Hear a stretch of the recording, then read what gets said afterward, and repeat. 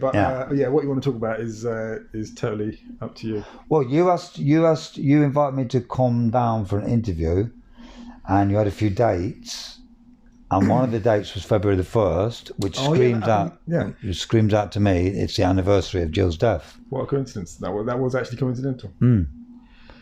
Yeah, and we're now on February the 1st.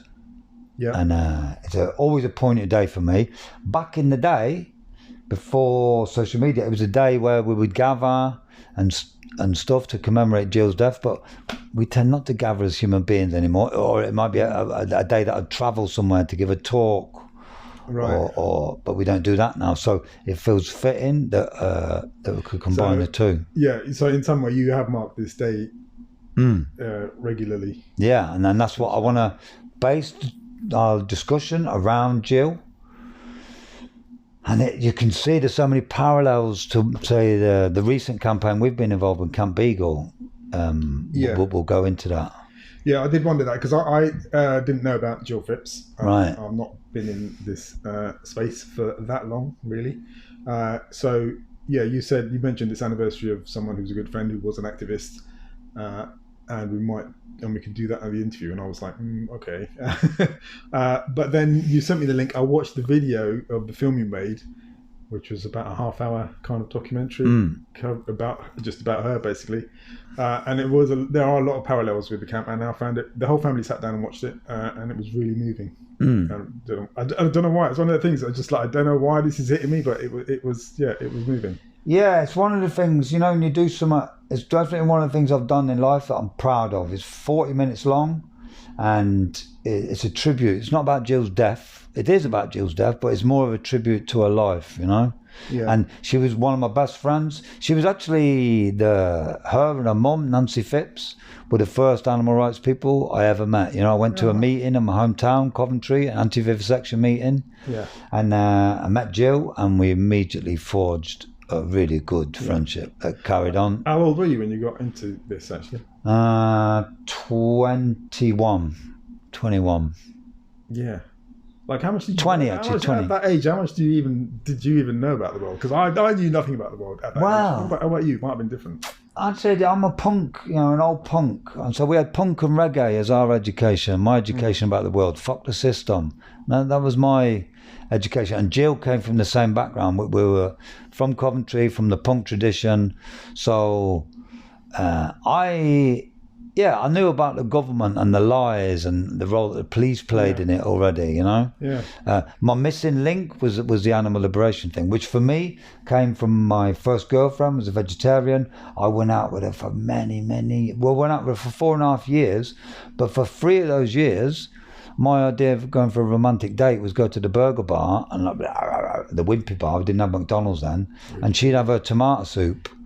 And I didn't have a clue. I went to live in Ireland. I had a dog die in my arms. And from that moment, the dog died in my arms. It was like a road to Damascus. The penny dropped. I realised, until then, I've been brought up a Catholic.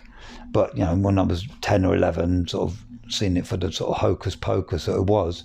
But I still lived in that human supremacy. I still viewed animals as something below us, really. Yeah. They were literally beneath me. I lived in this world where human beings were this zenith of creation.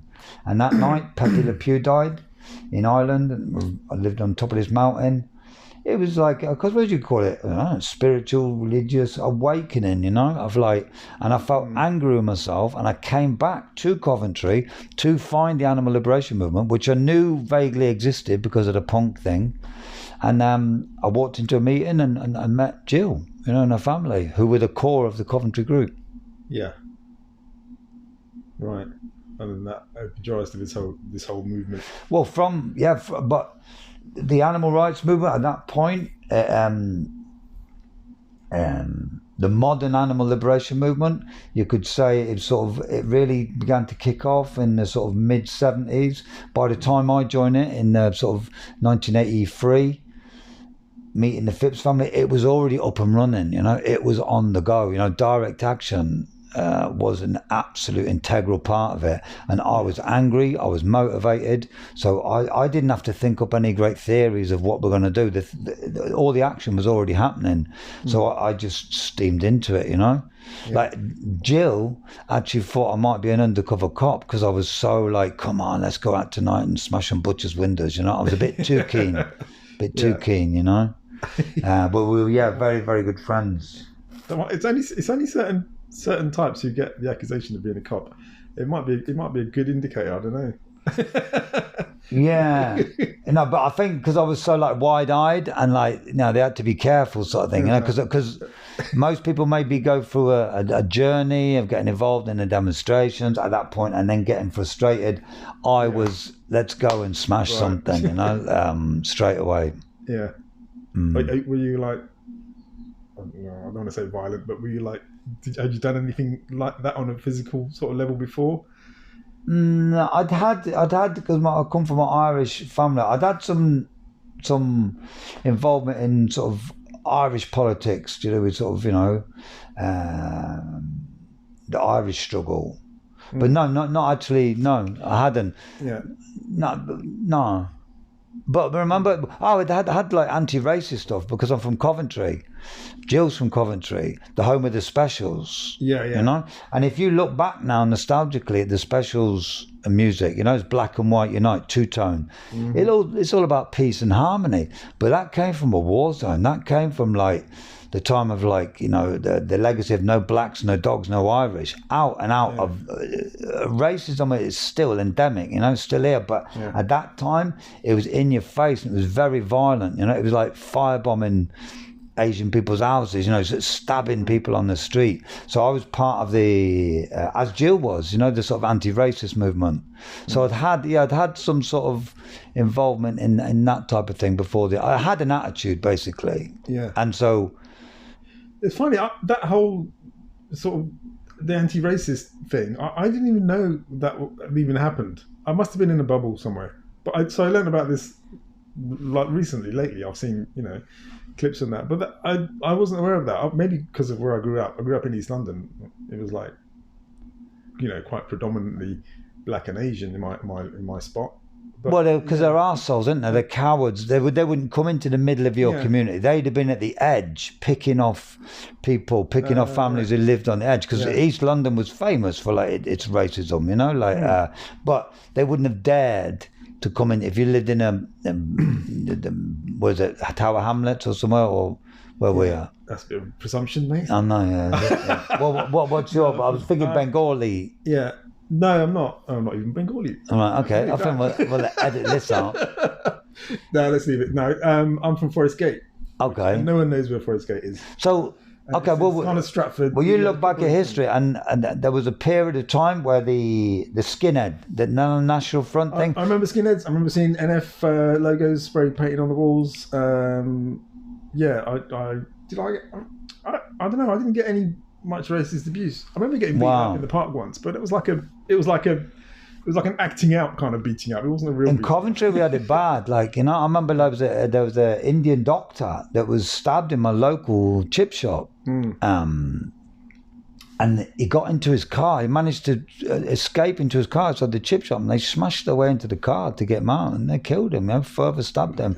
It was very graphic, very violent. Yeah. So, and Jill was part of that definitely that anti-racist thing, because people, you know, they've got all these names like intersectionalism, you know, because there's this presumption that if you're into animal liberation, that's all you care about. Nonsense, you know. If I think about my life, Jill, Barry Horn who's died, you know, it's about compassion, it's about love, it's about hating injustice, you know. We love our labels these days, don't we? I'm a this, I'm a that, I'm into that ism.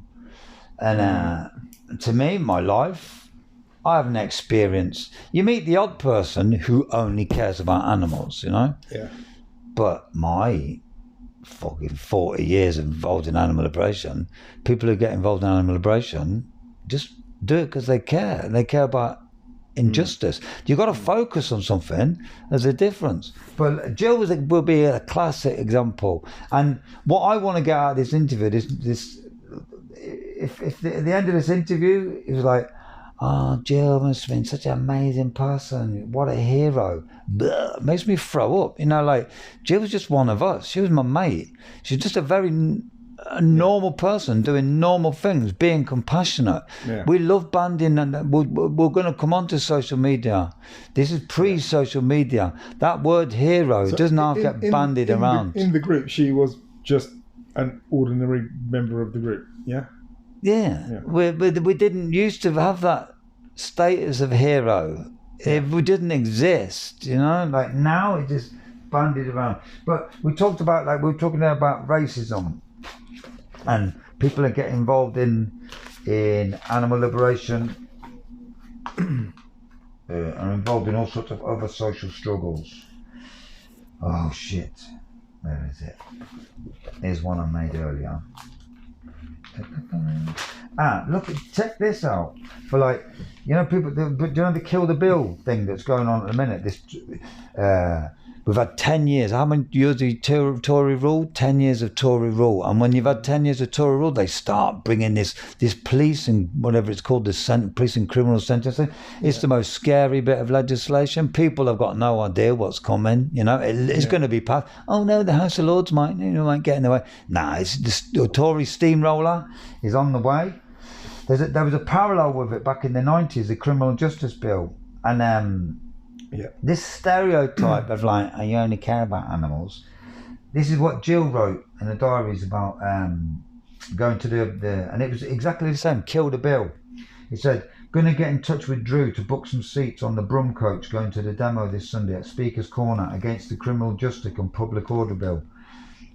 If this bill goes ahead, then trespassing on land, failure to leave land, making preparations to hold a rave, a gathering a rave, attending a rave, squatting, hunt sabbing is going to make hunt sabbing into a criminal offence. If this is this an example of the rich, i.e. the government, royalty and Tory voters at the expense of taking away the ordinary person's right to protest? It's like, here we go again, isn't it? And this was over 27 years ago then? Yeah, this was in the early 90s. Putting a roof over your head to make squatting illegal. Enjoying yourself once or twice a year. Going to gatherings and raves. If it goes through, then goodbye old England and all the alternative lifestyles and protests that make it so varied. And hello to dictatorship. This bill really spells trouble to the likes of us and is designed to turn us into them. And how old would you have been when she wrote that? Roughly, that was like same as me. We're the same age, so like very early 20s.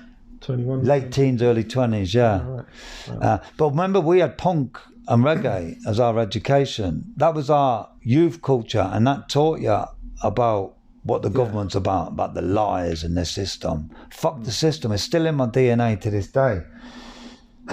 And this new bill, so here we go again in cycles. But it's interesting what that bill did. That bill attempted to ban travelling, to ban raving, to ban sabbing. But it had an impact. But what it did do is brought us together. You know, on the criminal justice bill. You know, it was all these raised the alarm. It raised the alarm, and it actually brought us together, like raving. You know, I never went raving before the Tories wanted to make it illegal. I couldn't see the point of going to a field and jumping up and down. Yeah. But for sure, once the Tories made it illegal, by going on the criminal justice demos, you met people who put the raves on. You met people who put the festivals on. So they actually got us together.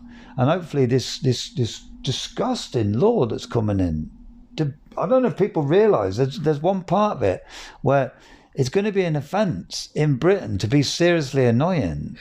And we know who that's going to get used against, you know. That doesn't mean to say every day outside the police station there's going to be thousands of people queuing up like, oh, Mr. Jones is really annoying me. No, it's going to get used against activists, isn't it? That's the reason for that. Yeah. That's very, very broad. So it's going to make it, check it out, don't believe anything I say, look at the wording. It's going to be an offence for one police officer on the ground to deem what you are doing as seriously annoying, i.e. protesting. And we're just going to sit back. I've been on a few Kill the Bill things. I went down to London. Back then, we had thousands of people mobilising on the streets. People talk about networking. What a great tool, social media. And no social media, but we networked, you know, and we resisted that bill in London in our tens of thousands. Now, it's small amount of hundreds of people maybe are going to turn up, you know. Yeah, that is weird, isn't it? Because you would think it would be the other way around, but yeah, I think the thing is in those days, the same people who were getting up and going out and doing stuff, but also didn't have this distraction of or this addiction of being of social media and the internet and all that, and you can just get so much stimulus just from sitting at home. If you want to be doing something, you need to be out doing something. And networking, you know, people cannot imagine what it's like to arrange stuff now without the social media. If you look back at the amount of direct action and the amount of demonstrations, the amount of stuff on the streets that used to happen, it's exponentially massive compared to what 10 to the power of God knows compared to what we've got now. Because I'm the same. To my shame, you know, I used to love doing talks and slagging off social media. And a couple of years ago, I sort of compromised and ended up getting an Instagram account. And today, you know, February the 1st, you know, I've been to Jill's grave. I took a picture of the grave. And I can't wait, probably, subconsciously, I can't wait to look at my phone and see how many likies I've got. You know what I mean? And that's not confession time for me. I just want to share how... It's a great tool, but... Guys, think of all the infighting. Think of all the he said this and she said that. When we used to have meetings, if you had a problem with someone, and you can see from Jill's diary, she uses the diary. She has a few little digs at people. It's funny, you know. But we used to have meetings face to face, and when you have problems with people, you'd say the meeting was the time to do it, and you'd end up having some right old you what, fuck you, and all the rest of it. But you'd get over it. Yeah. Now we just all this conspiring and divide and rule, you know.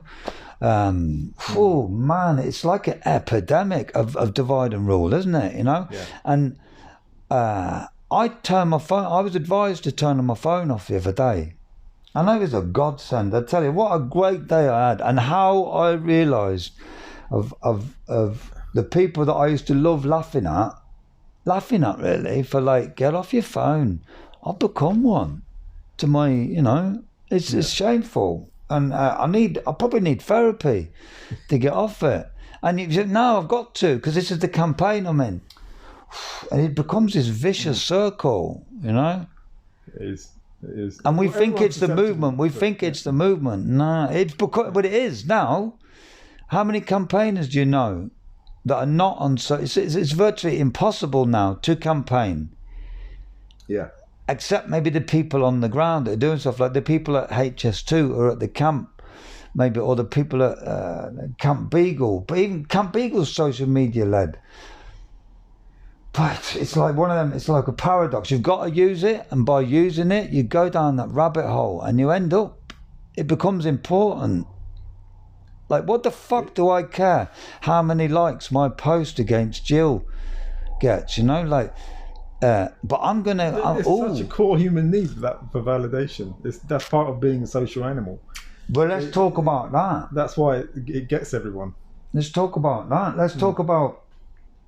Say when she was doing, and I can, we were talking before off camera about how many parallels about the campaign against the Jill was involved that led to her death, of flying Dale calves out from Coventry Airport. The amount of parallels it's got to say to Camp Beagle.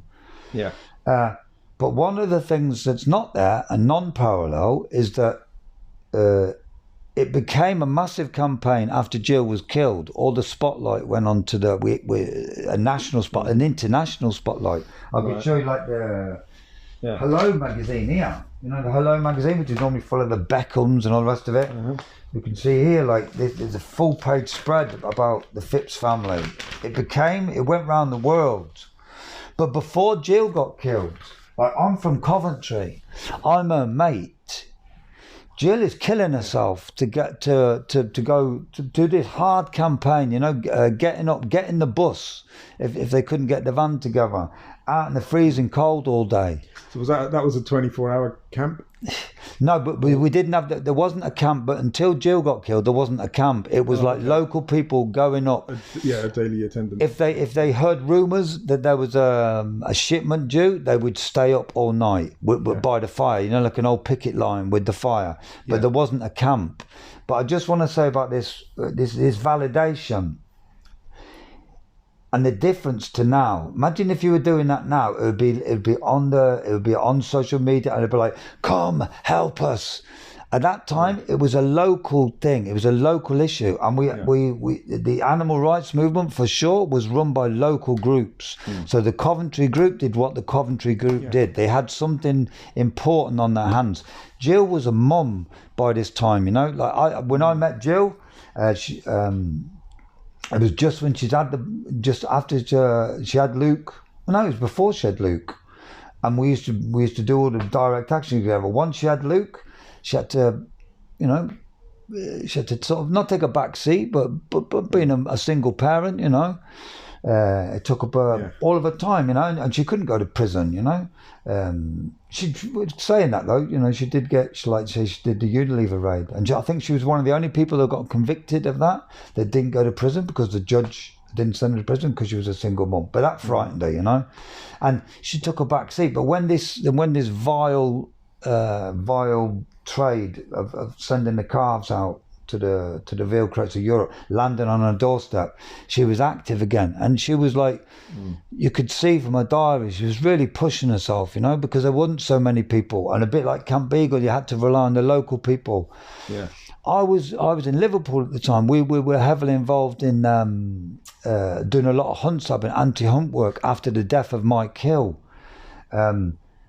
I didn't go down to Coventry, you know, even though I knew that Jill was involved in this hard campaign that was taking its toll on her. I never went to the campaign. But Jill wasn't sending out this message to the world, help us, you know, we need help. And I wasn't like clapping Jill on the end. I knew she was doing it, but it's just what you did, you know, like as an animal rights campaign, you're involved in hard campaigns. And it was a tough campaign. It was a tough campaign, but she just got on with it.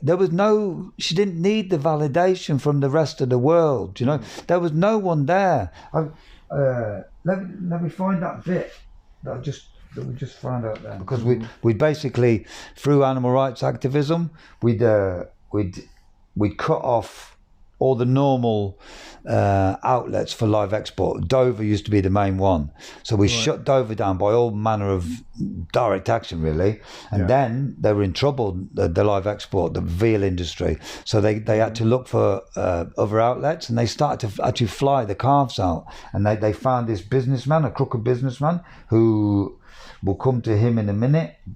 Basically, we know now that he was using it as a front. This guy had a history, a background of arms dealing and drugs dealing in Africa, and I think he come upon a great idea of how to carry on his drug dealing by using live exports. Right. 6 years after we stopped him at Coventry Airport, he was arrested at Southend Airport for importing 20 kilos of cocaine. Every day while Jill was there, they used to get a massive police escort, and I'm talking a massive, just like the vans get at Camp Beagle. Right. These lorries got a massive police escort. A police escort into Coventry Airport. The planes would then go to Schiphol Airport. They'd get a police escort out of Schiphol Airport. Schiphol Airport in the Netherlands is one of the main drugs for the worldwide drug smuggling. Like I said, this guy had found a little front to do his drug dealing. So Jill was just getting on with it, you know. It's what you did then, you know. You didn't need clapping, and I'm not having a go at people on social, because I am one of them people. When I do I did a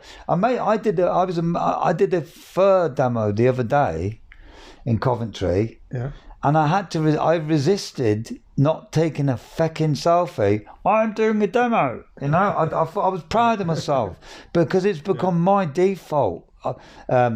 because sometimes you have to. Like, say, I've spent a lot of time at Camp Beagle last year, and it was all about the live streams, and it's all about putting a face on things, but be careful of what that leads to. Do you know what I mean? Be careful, because this idea would have been alien to Jill. You know, you just got on with it. You did the work. She didn't used to ring me up and say, we've had a hard day today, you know, the trucks went out, you know, but we still managed to do something. She wasn't looking for claps from anyone. Yeah. Do you get what I'm getting at? Were the people there looking to get more people? Obviously, they were looking to get more people on board and to spread the word. So what were they doing to get? But you knew, but you lived in the real world where you knew it was just going to be a few of us. You tried to get locals on board, and locals did come to the campaign, but you knew you were going to be a small group, but you were involved, but you had this faith in the power of what a small amount of people can do.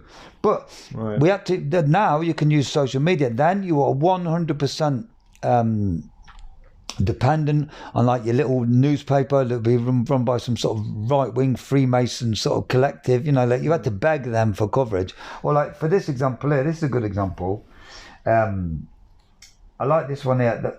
It starts off, the page starts off, and there's a little, we've got a little parallel with Camp Beagle. The Fat Controller was there. We've got a Fat Controller ourselves, haven't we? Well, I think I might be breaking the injunction by saying, am I breaking the injunction? No, I'm not actually, because I'm not, but we now not allowed to say the word, but this is from Jill's diary. No, you can't use the word fat. You know, for fuck. Anyway, the Fat Controller was there. Then two blokes from the BBC turned up with a camera and filmed the truck leaving, and we put up a good show. Sunshine and not too cold. And again, the parallels with Camp Beagle.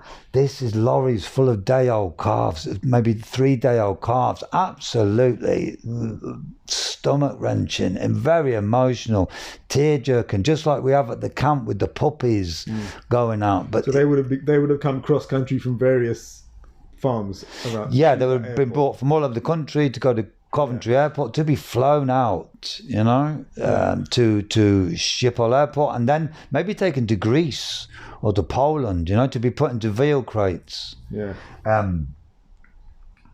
Sunshine and not too cold, though. I won't mention his name. Never stopped moaning. The cameraman went down to film the plane taking off. Now this is brilliant. I love this.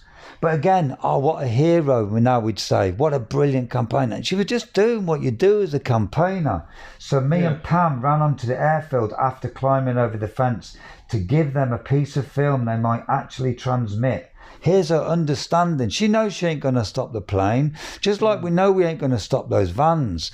But you're doing it deliberately. The BBC man's there. Because this needs to get out there. Yeah, that's really insightful to be thinking like that on the moment. Yeah. So me and Pam ran onto the airfield after climbing over the fence to give them a piece of film they might actually transmit, other than a small orderly demo that they're not going to show because it's boring. We got right up to the plane and delayed it for a few minutes. The sour-faced security man came up and we left with him. He said we would be arrested, but apparently he'd radioed for the police backup and they hadn't responded, and he was well pissed off. The police turned up 20 minutes later. Pam disappeared and Ken saw security point me out to the police, so he gave us a lift to the bus stop. So she had to do a runner, you know, before they could do anything. And then you got a little bit here, and their mate come round. He was, his girlfriend had stood him up and he was convinced that he was depressed. Justin went over to Steve's at 10 p.m. He came back with a can of special brew, which we shared. I've got these diaries here, and I've never known what to do with them. They're really amazing insights. They really are. It's weird because we just watched the documentary yesterday, might have been the day before, and then seeing those diaries here. It's really poignant. I'd like someone to help me do some of them, make a play or a film, because I've sat on them for years. Because it's like you don't want to. It seems like betraying her privacy, and I would never. There's things in there, But that she didn't used to pour her heart out in these diaries. They're funny little quips. There's stuff in there that ain't going to see the light of day. But that's only like, it's less than 1%. It really is. It's like there's a couple of sentences in the whole. I've got a big stack of diaries. It was more like just little quirky things, but they give you an insight. And what they don't give you an insight, what they don't show is Jill being the hero. You know what I mean? Or having any idea that what she was doing was heroic in any way, shape, or form. She was just doing what we do. You know? Yeah. That is sobering. That's key. That's what it is about. There's work to do, and it's work, isn't it? Yeah, yeah. There's no space for glory and stuff here. No. I think that it has like been a major inefficiency. The whole social media thing and people's natural need to get recognition and to put faces to things, but and people's minds might go to like, oh yeah, that one or that one, the sort of celebrities. No, maybe we're all doing it. Maybe we're all victim of it. So what we're gonna do? I think we can't back out of it. We're stuck with it, but can we draw ourselves away? I would severely recommend, if you're involved in campaigning, fucking literally turn your phone off sometimes. It does need some protocol, I think. Yeah. Because it's so tied up with like people and how you are as a person. I think there should be some like thing where it should be talked about how social media is used in campaigning, and there needs to be some discipline about it. I think it should be a tool which we use to do work, which is either spreading the word and that kind of thing, or exposing stuff, but not something that's using us or that we're using for anything else. So because they knew what they were doing, these Facebook people, when they set it up. And what do we end up doing? And I'm not on about, this isn't confession time for me, but it's kind of, what do you end up doing? He said this and she said that and he said that. That's like, say, Camp Eagle, like the amount of time that you can spend on your phone hearing about what he said and she said and this happened and that happened, and it can cut down on the amount of time you spend on campaigning about the dogs, because it's designed by these people to create gossip, and that's what it does. It creates it's a brilliant thing to find out what you haven't, to alienate people, to find out people that disagree with you. Like, we've lost the art now. Me and you were sitting on this couch now, and I don't know if we could find something to disagree on, but but if we did, we can say that we can have a banter. If me and you were texting each other about it, how toxic could it so easily go? Have you seen what Fiaz says about this, or or like, we've spent all this time about evolution, and now we're suddenly these texting creatures, and it's no nuanced in it, and it's caused a lot of trouble, So it's a massive waste of time. I've seen so many people spending so many hours either writing or on the phone, and people are just discussing things, and it's mainly it's gossip and bitching and stuff like that, but it's just like a massive distraction. Like, all that time you could be like actually working. And then on the other hand, there are people who are doing nothing but working, and they're like just doing like, and my experience, they tend to be the people who stay off the social media the least amount of times. And honestly, the ones that are actually doing the do are off. Yeah, and this isn't any critic, but I would ask people, like, I'm reflecting myself, on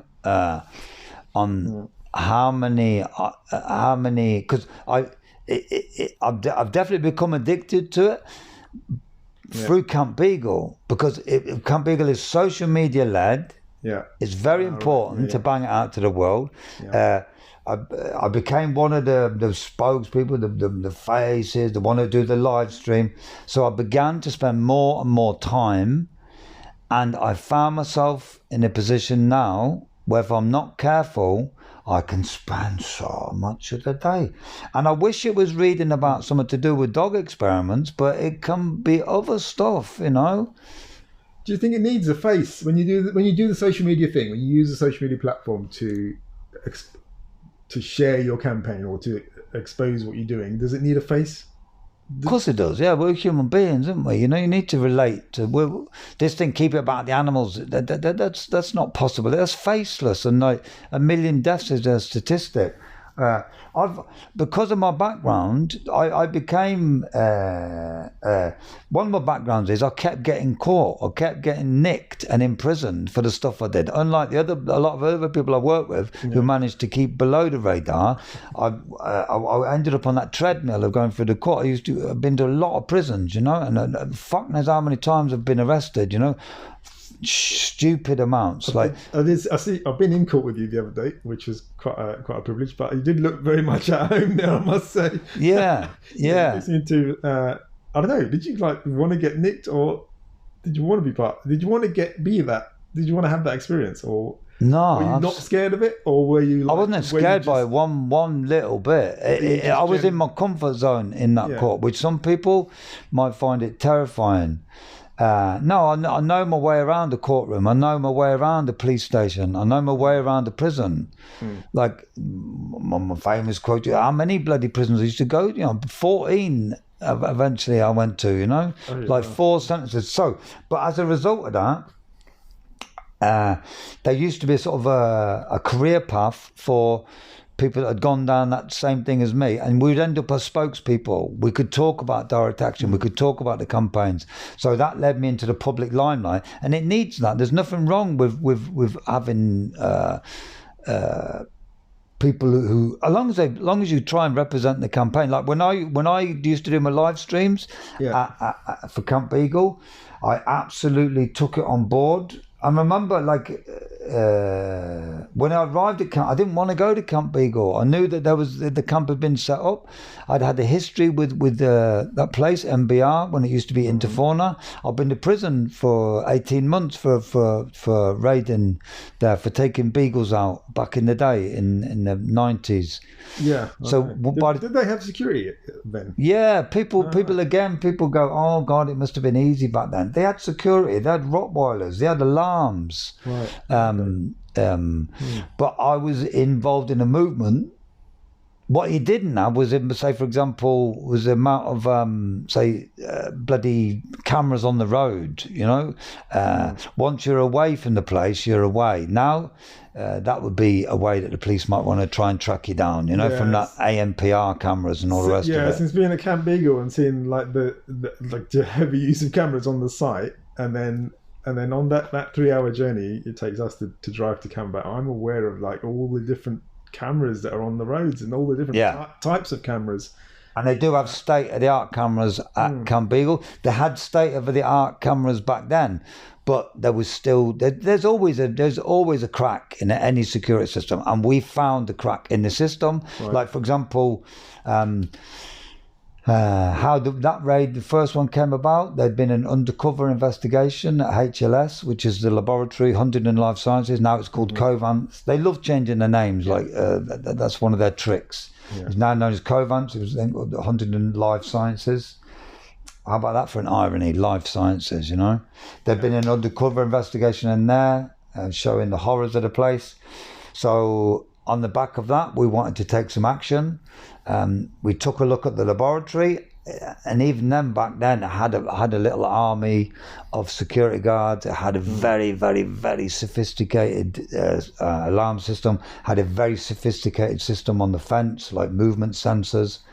So what we did, we looked to the suppliers, which was at that time a company called Interfauna, which is now MBR. And even though it had the security guards, the Rottweilers, we found a few chinks. And what we did find, which is invaluable, I went along I thought, right, we're going to do a raid on here, so we're going to need some local help. So I went along to the local hunt sab, a mate of mine, Danny, we ended up getting done for it, so I can mention his name. And he actually said, well, I'm looking into it already. He'd actually been over the fence a couple of times and had a couple of individual dogs away already. Oh, wow. Okay. On the basis that hopefully they won't notice. And so that was obviously without breaking in any major way. That was just slipping in, right. And the cameras were there, and the security was there, but slipping in, dum dum dum dum, and having a few dogs away on the sly. Wow. But now we wanted to do a big raid, and he was doing a stall one day, an information stall in town, and an ex-worker had come along, and she told him the story that she'd been working there not so long, only a few weeks, and she obviously didn't know the sort of business she was involved in, because people often just replied to a card in a job centre, do you want to learn how to look after dogs, get a qualification? So she got attached to one of the dogs, like you imagine you would do, with our age-old bond with dogs. She said to the management, is there any chance I can maybe take this dog home or buy it? They told her to bring the dog up to the office. They injected the dog there and then in the heart with the dog screaming, killed the dog in front of her. They gave her a sack. They gave her the sack a few days later because they said she had head lice. And she was heartbroken, and she saw Danny doing the stall, and she went up to him and approached him. And what she knew about was the security system. She told us about all the alarms. And for example, she told us that the corridors even were alarmed with movement sensors. So when we did the raid, she told us the doors were alarmed and the windows. So we went through the roof, and we knew that we couldn't go anywhere near the corridors. So once we went through the roof, and we had to drop down into each individual kennel. We knew we couldn't say open the door up and go round and use the corridor. So that was so of course it took months and months to plan that raid. Months. How did you get down and back up again then from the roof? Just with ladders, step ladders. Okay. There's a little film of it, and again, it's that. Oh wow, wow.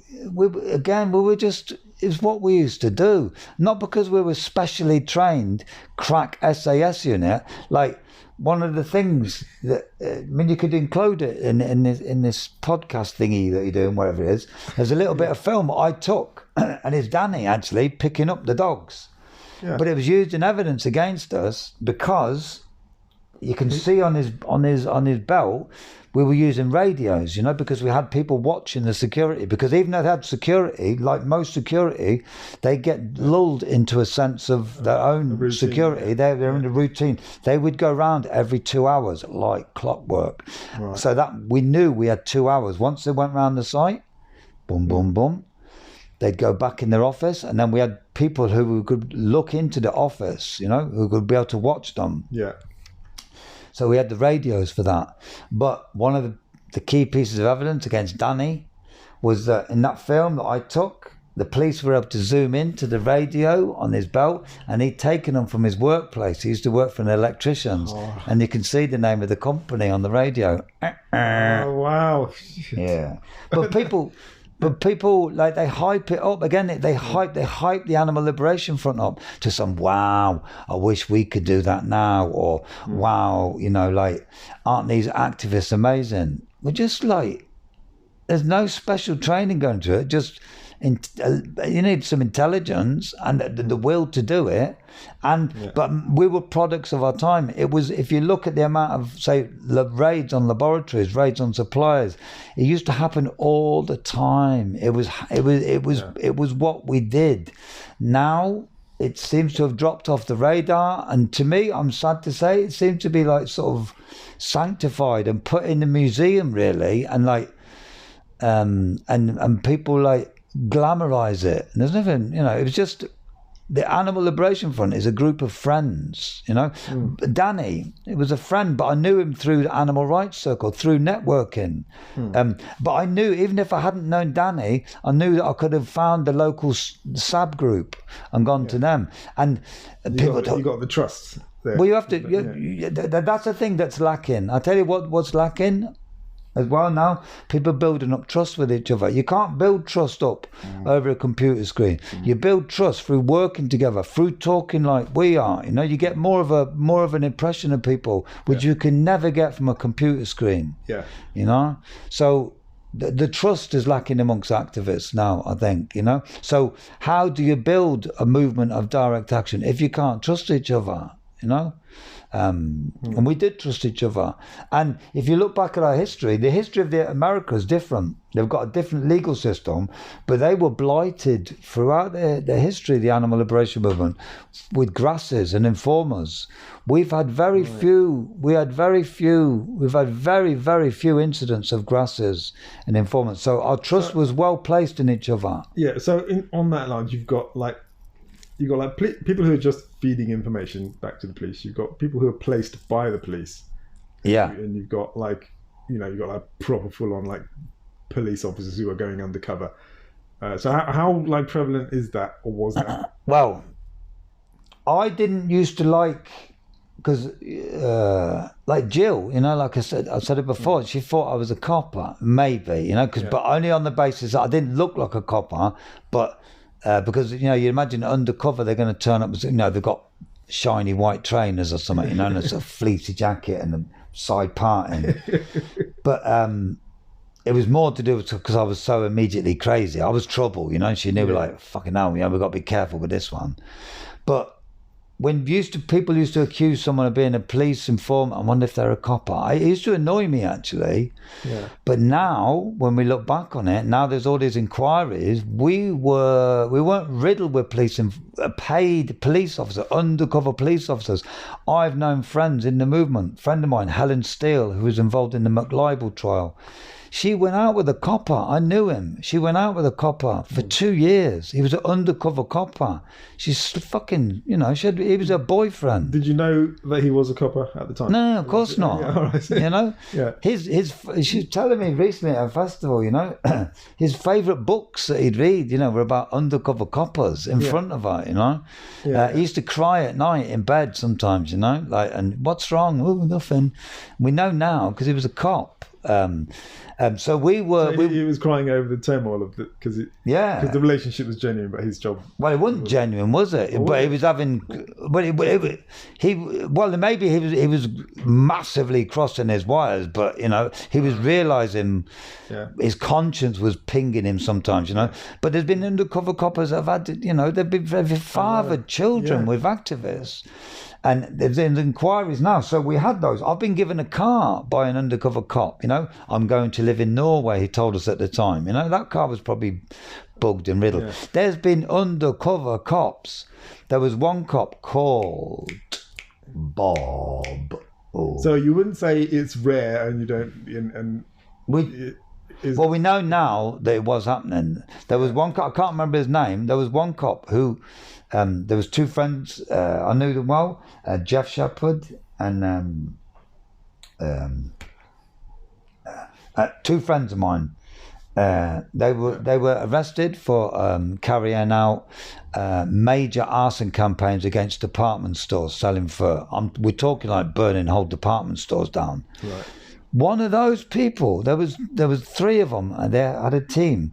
One of those cops, he planted incendiary devices. He burnt down department store in Luton. He became head of the anti-terrorist squad in this country. It sounds fantastic. It sounds ridiculous, but it's true. You know, it's now coming out the woodwork that it's true. So they would go that far along with the group. Yeah. As far as even placing the incendiary devices. Yeah. Wow. I've done raids like Wickham Laboratory, and when it came to the arrest, I already knew that this was going to happen because I'd gone on the run a bit, and Mel, who's involved in the Free the MBR, he'd been nicked previously for the same thing, and once I found out people had been nicked, I sort of went on the run a bit. So Mel was managed to forewarn me, but the evidence was. Here's you, John. Here's you and Mel and all the other activists meeting at, I forget what, Southampton railway station. The police had followed us from all over the country to meet. They'd followed us to the various houses. They'd surrounded the laboratories at night. But the funny thing about that was the irony that the police had all this operation, the massive police operation. Scotland Yard ran it. they had the laboratory surrounded that night because they thought we were going to do it at 10 o'clock on Saturday night. Our plan, and they had us, you know, they watched us meet. They watched us go to our safe houses that night. But our plan was to do it at 10 o'clock Sunday morning. They called the entire police operation off at 7 o'clock on Sunday morning. They cancelled the police operation. Even though we'd all gathered, they watched us gather because they thought we'd sussed it out. And because we hadn't done it that night, they abandoned the whole operation. We only got out of bed at that time, and we went ahead and did the raid, and got found. I was found guilty of it because of some of the surveillance. So we had police who had us under surveillance. I've been under surveillance quite a few times. I've discovered. But now, I tell you what, they don't need that now, because all they have to do, all they have to do now is look at our chatting that we'll do. Really valuable information. You don't realise how valuable it is. Think of the amount of police work the police would have to find out, because, like I said, there's no such thing as the Animal Liberation Front. It never really has existed. It was groups of like-minded friends who were involved in the animal rights movement. But in order to build that picture up, you imagine how much effort the police had to do with undercover officers getting involved in the group. And now, sitting back, the police in 10 years' time will be able to find out about virtually all of the animal rights. Who knows who's working, say with Camp Beagle. They'll be able to work out from of course they can get inside. People say, oh no, signal's safe. You know, no it ain't. I know it ain't safe. I've had my phone hacked actually. So, but by looking at in 10 years' time, the police will be able to, at the flick of a button, give them the intelligence that they would have dreamt of. There used to be, like in East Germany under the communist regime, this police force called the Stasi, and they were famous because they'd infiltrated every single street had Stasi agents on it, and the thing was to find out who knows who's seeing who's a friend of him, who doesn't he like. It's invaluable information for the state. Just knowing like who's in your contact list and which contacts you're contacting when. The conversations and that is not that important. Well, it's important, but you get so much information just by seeing who people are talking to when you're talking to them, and how that's changing as well. So what use they've got for police undercover, I'm not sure anymore, because they can find a hell of a lot of it out just on good old Facebook and Instagram. Yeah, because all that data is being hoovered up and being stored in data centers like by the acre. And if you were to build, say if we were talking about, let's say Jill, you know, like, but there were different times, you know, the Animal Liberation Movement was definitely direct action based. That was the focus, you know, of things like smashing butchers' windows, you know. In jail, we'd meet at the punk gig along with loads of other animal rights people. Yeah. That Saturday night, all the butchers were going to get it. It gets it on the agenda, because the suffragettes did the same thing. It gets it on the agenda, but it's not the whole thing. It's everything is part of the big picture, all the different elements of the campaign. And maybe I'm guilty of doing that nostalgia thing, talking about it. If it's not relevant, then like myself at Camp Beagle, I got the impression that we're demonstrators these days, you know. We're not direct action based, so let's go with the flow. So I didn't spend too much time fantasizing at Camp Beagle about doing direct action, because I had a feeling it wasn't going to happen. Yes, demonstrations, forceful demonstrations, but the stuff that we used to do. So maybe we can move on. Like they said, there was a time with the suffragettes. They said the most important political argument we've got at the minute is that of the smash window, and me and Jill and our generation were part of that. And why smash a butcher's window? Because, like Jill says there, like why run onto the runway and stop the plane? You ain't going to stop the plane. But it got on the news that night. Smashing the window got people talking. It wouldn't have maybe got in the paper, but the local people were like, oh my God, those mad animal rights people have smashed the window. I'm against that. That's terrible. Look where it's got us. Now we're in veganuary. Yeah. Well, it's February the 1st now, so it's gone. Fucking hell, this vegan revolution. Don't kid yourself that it's happened because people have done outreach and education and celebrities have got on board. It's happened because of past generations were smashing butchers' windows, and that's not to say that the way forward is smashing butchers' windows. Smashing butchers' windows, you could say, is the easy bit, which Pankhurst knew. But what we've got to do at the minute, we've got to do these strong actions. Then we're going to have to build up on the once we wake people up, then the real hard work, then the outreach, and then educating people. But there was definitely a period where it was crucial, and I'm happy to have known Jill, and she was. I can grass her up, she was one of my partners in crime, Yeah, that's great. Mm.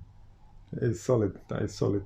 Mm. That thing. That's why watching that movie was moving, because there was just nothing else.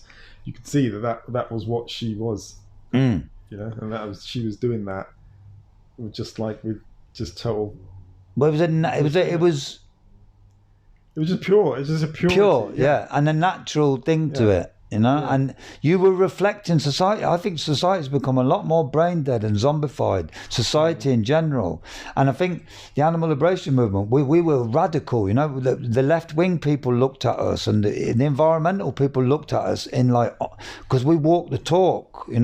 It was between us and the animal abusers. Like when Jill was doing the campaign at Coventry Airport, it's between us and this businessman, this Jolly. We, this small group of people, are going to take on you, this big business.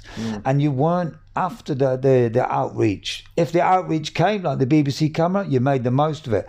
But it wasn't your focus. Your focus was on action between you and them.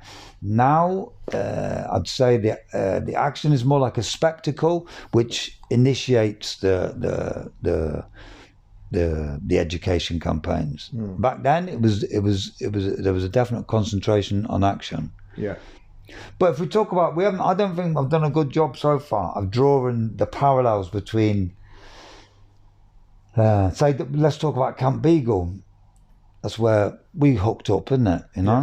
And the parallels between what happened at Coventry Airport, because things do happen in cycles. Like we had the camp.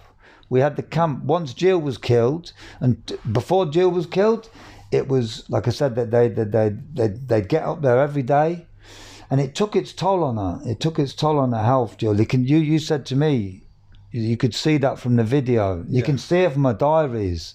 That going up there day after day, it took its toll on it. Like it does for me personally. I spent 100 days and 100 nights before I finally got nicked and barred away, and it took its toll on me, on my mental health, definitely, on my physical health a little bit. It was hard living on the side of that road. It's a place of turmoil, like just the road and the crying dogs. In between those two things is a place of turmoil. Then you've got all the people thing that's going on as well, and outside of that you've got the social media kind of watching you as well. And then you've got these peak moments like at Coventry Airport when the trucks would come. Oh my God, it was so devastating.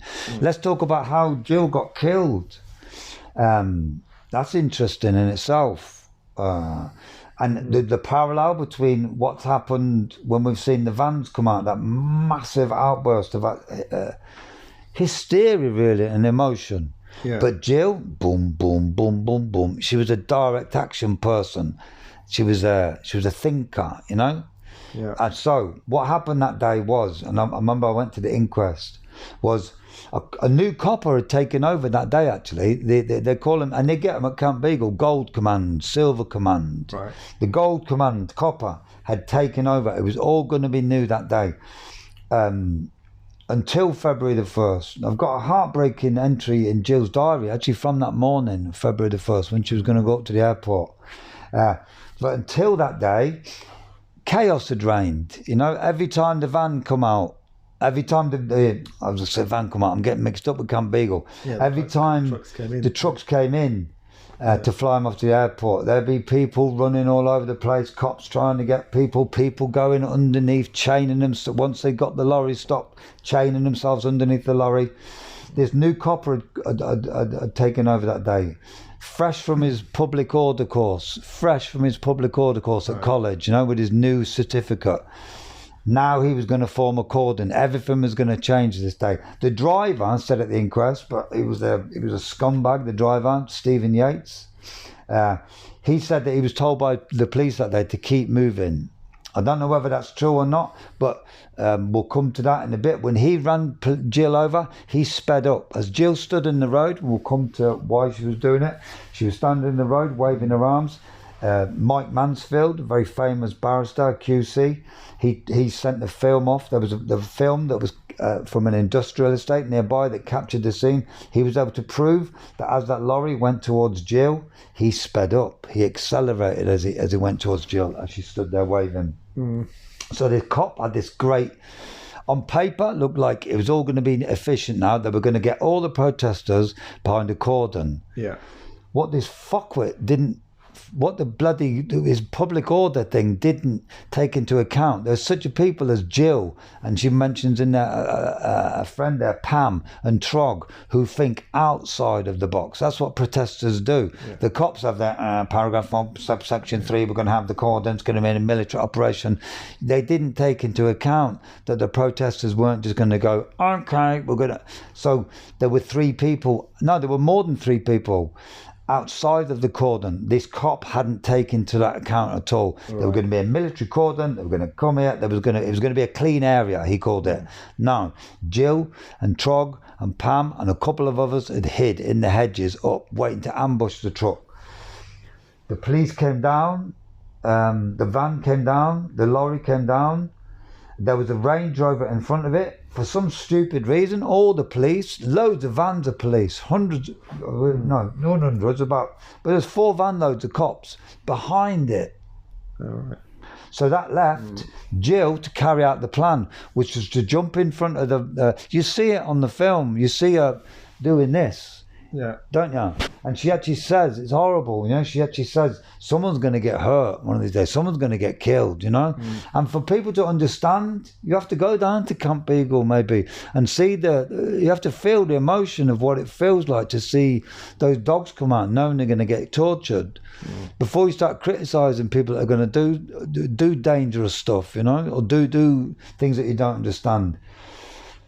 So it's something Jill had done by this time regularly. The plan was she would slow the van down and the van would have to stop, and then Pam and Trog, their friends, were hiding. As soon as it stopped, woof, they'd get underneath the lorry and chain themselves underneath the lorry. And again, why were you doing it? It was just to sabotage, you know. That wasn't going to save the lives of those cars, but now, rather than it just being a military quick operation, it's now going to take hours. They'd have to get the fire brigade out to cut the chains off. Then they could get the press up to draw a highlight to it. But what happened that day was, like I said, Jill did what she did every day, doing this, and he just literally ploughed into her, you know. He sped into her. The actual moment was caught. I was at the inquest, and it was caught at the moment where he touches, where Jill come in contact with the van, was just caught onto the film. And then thankfully the bit where it goes forward and crushes her under the wheels of the lorry. But here's something very important. I was at the inquest and I heard it, and I've got the newspaper articles here. I've got mountains of stuff here. I brought it all for you, but we're not going to be able to go into it. I've got all the old press cuttings. Here we go. Let's have a look at this by random. February the 2nd. Family tears for tragic deal. Anguish over protest victim.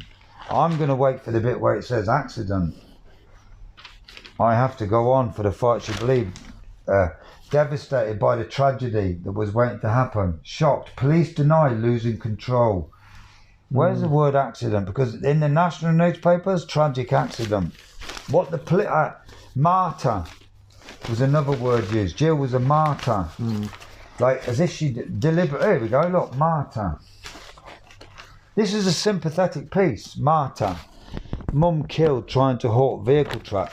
The reason maybe they said martyr is because, and trauma can do strange things to you. And it was a traumatic event. There were a lot of police officers there who witnessed this happening. 3 police officers gave evidence in their statements. They wrote down identical accounts of what they said they saw happen. But how can 3 police officers say that they saw Jill lie down before the truck? As the truck approached, Jill lay down in front of it. As a sort of civil disobedience. No, she didn't. They even gave details that she lay on their left side, identical. They lied. They got in that police canteen and they made those statements up, and that turned it into an accident. That turned Jill into a martyr. And people, it upsets me to this day to see, Jill gave her life for the cause. No, she didn't. She was killed. She was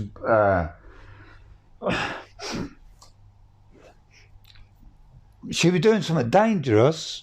She was doing this, but she never expected. When you look at the film, on Jill's film, you're like, what are they doing? It's like the lorry comes quite up to them and they're doing that. But you're gonna, there's cops around, the driver's there, we're having a protest, you ain't gonna you're calling their bluff. And she called their bluff that day, but poof. He just went straight over her, and he sped up, he accelerated. That driver was so upset by what he did to Jill. A week later at Dover, the person that was with Jill that day, Pam, he knocked Pam out. He got her out of his lorry and he knocked her out. That's how full of remorse he was that day. Wow. So it wasn't an accident. It was he killed her, and Jill didn't give her life. She didn't act as a martyr. She was a protester who was doing something on the front line, dangerous, of course, but it was tactical. Like you see her tactical mind in the thing. We're going to do this because the BBC are here, especially. They used to delay the planes when they could, but here was a special one. The cameras are here. This will get on the news tonight. Okay, there's people at the gates with the banners, but the journalists will get bored, So that it was a tactical mind that could see this military police operation and took advantage of it by, okay, right, let's do our job, And so, it still upsets me to this day when I see her described as a martyr and someone who gave her life for the animals. She didn't, she was killed. Yeah, I was not expecting to be. Yeah. Can we talk briefly about Mike Hill? Another person that gets called a martyr. Mike Hill was killed by hunt scum. When was this? So Jill got killed in 1995. Mike Hill was killed in 1991, and there's a connection between Jill and Mike. First of all, I want to say how brutally Mike was killed. He was run over by a huntsman.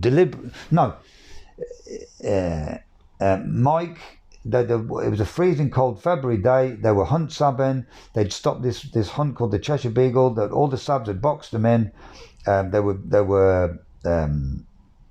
What the hunt wanted to do was they'd put the beagles in the trailer, and they wanted to drive off away from the sabs, so they could carry on hunting. So the sabs decided, right, we're going to block the vehicle in, and it ain't going nowhere till it gets dark. Yeah. What they didn't account for was this guy called Alan Summersgill who got in his truck with a passenger, put the keys on. There was people in front of the vehicle. He just went, put his head down. They had to scatter out the way. There were 3 people left in the back of the pickup. That vehicle on this freezing cold day, and I remember that day, there was a Chumbawamba benefit gig going to happen that day for the Boots. There'd been a raid at Boots Laboratory. I remember that day because our car, I was with a guy called Keith Mann, and some people might know, and we were on our way up to Manchester, and our car, the M6 was full of snow, and our car actually, it skidded on the road.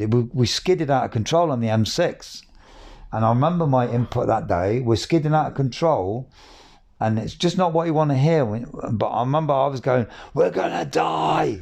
Well done, John. But that's the sort of day it was. Right. That bastard Alan Summersgill, he drove for 6 miles at breakneck speed on country roads that day without stopping once. They were shitting it on the back of their pickup.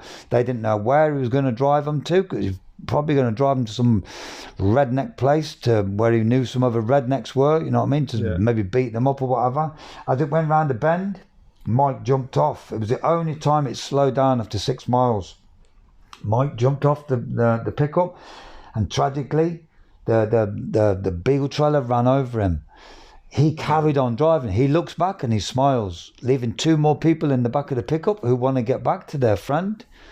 Anyone that's been Sabon, we know how violent these hunt scum are.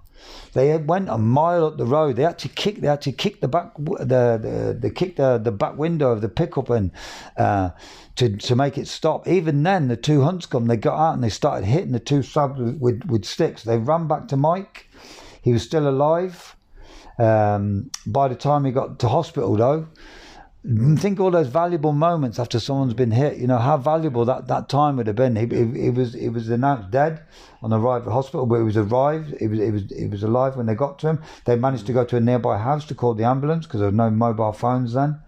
Some was guilty, wasn't even arrested. You know what I mean? He was invited to go down to a police station. Again, it was described, just like Jill, it was described as a tragic accident. But there's a link. There's a link between Jill and Mike. Mike was a good friend of mine. There's a link between Mike and Interfauna. After we done the raid, after we got arrested, we formed a defence fund where, we actually said it was a defence fund to raise money for our legal costs. Not 1 penny of our defence fund. We laundered the money. It all went straight back into direct action, you know. I remember Mike gave me a big carrier bag. It was the last time I seen him. He gave me a big carrier bag of like change that they'd collected doing a stall that they'd put towards I told him at the time, but we ain't going to give this to lawyers, you know what I mean? It's going to go straight back into direct action. Okay. And but Jill, check this out, right? And there's an article she wrote. I don't know if you'll be able to put it up on your link. Yeah, okay. It's a fascinating article. It's called British Justice, and she wrote this. What we did, we knew, we had this saying at the time, there's no justice, just us. We heard the news reports on that Saturday night. I drove up to Freshfields Animal Sanctuary where Mike lived, and we knew there was going to be no murder inquiry. We knew there was going to be no manslaughter. The guy wasn't even nicked for stopping at the scene of an accident, for God's sake, you know. We knew we were going to have to seek our own vengeance. So we'd arranged a demo on the Monday at his house, which was also the hunt kennels. And basically it was mob rule, you know. We went and we smashed the house to bits, but there was lots of police there, lots of TV cameras. But we did what we did, you know. And the police launched their investigation and they arrested Jill, right? They came all the way from Cheshire. This is the article she wrote. They arrested her and brought her all the way up to Sheffield, up to Cheshire.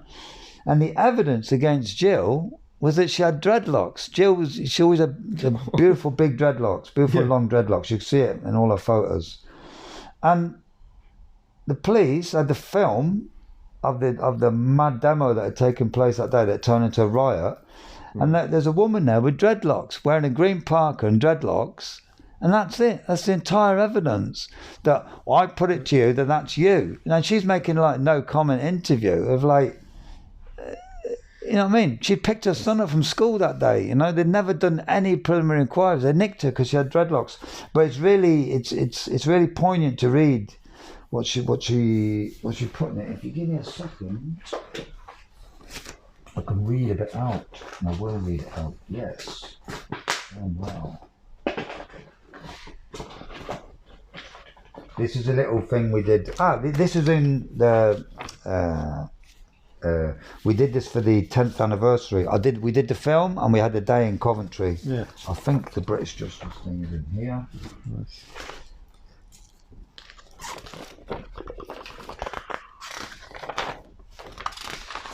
British Justice, there it is, got centrepiece.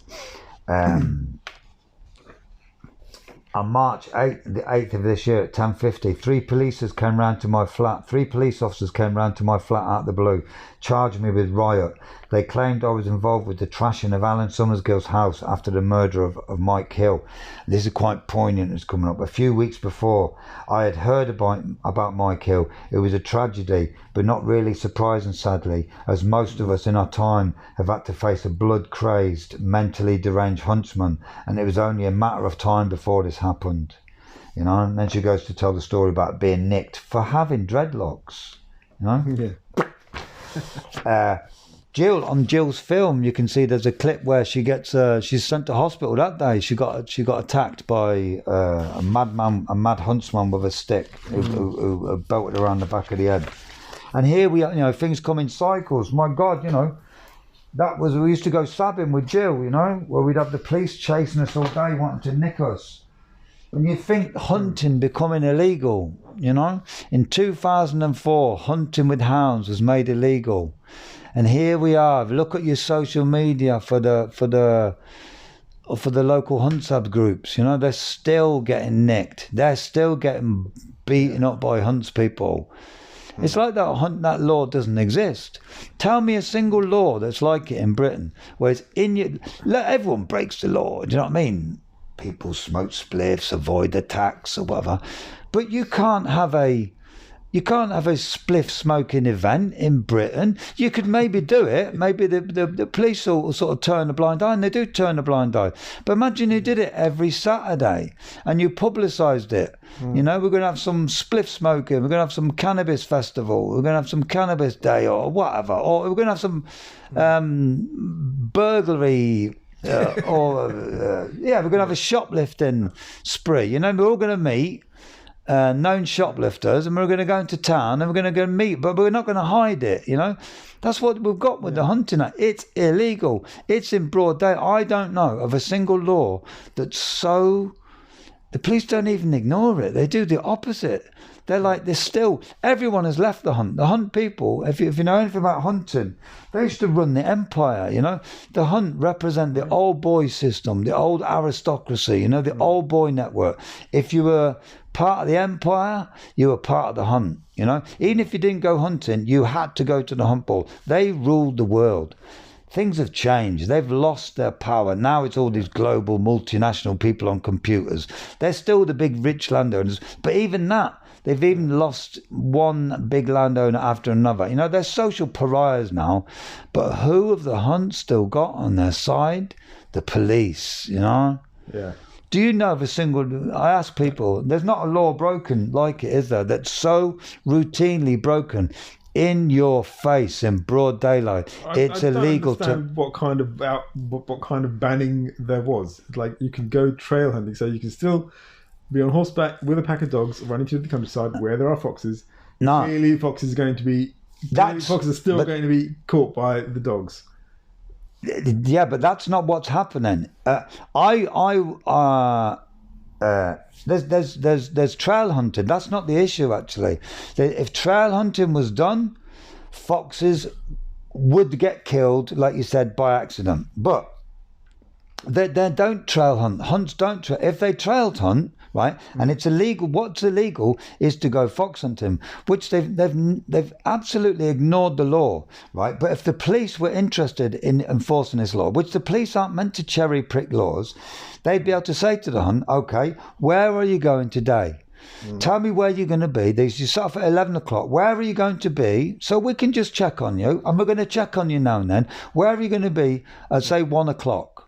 We can't tell you exactly where you're going, but what rough area are you going to be? Where are you going to be at 3 o'clock? That way, the hunt, that's not how a fox hunt could possibly work. They would then only kill foxes by sort of accident, you know, and the hound's getting the lucky break. How fox hunting work is you go hunting for them and you look at them when the fox, when it bolts, you can last 6-7 miles. The police could easily police that.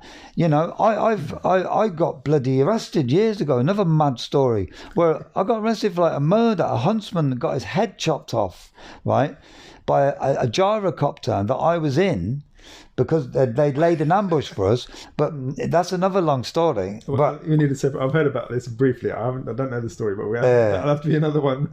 But the reason we were using the gyrocopter, because it was a few years after the hunt ban, and I'd found this local businessman that he'd never been to a demo in his life, never been to a hunt site, but he was anti-hunt, and he couldn't believe that the police weren't doing anything. He said, "Look, come on, let's go up in the gyrocopter. We'll film the hunt, not doing any trail, chasing the foxes," and that's what we did.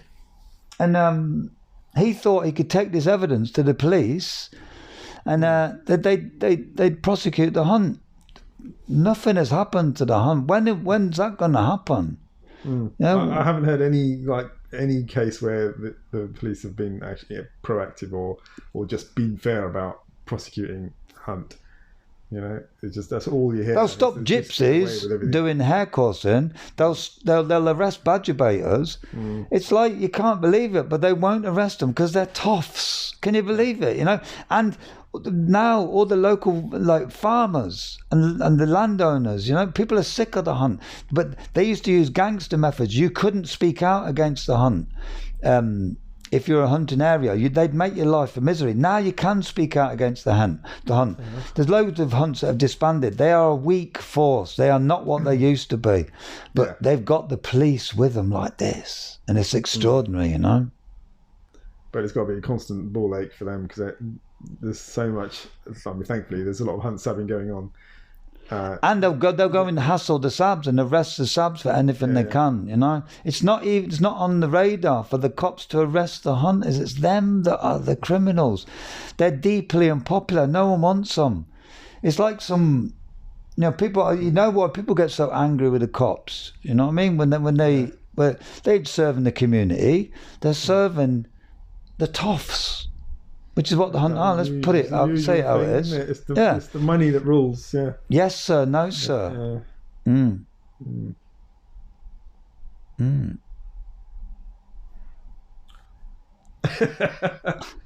Yeah, hunt sabs. I got respect for people who do sabbing. It just seems to be so...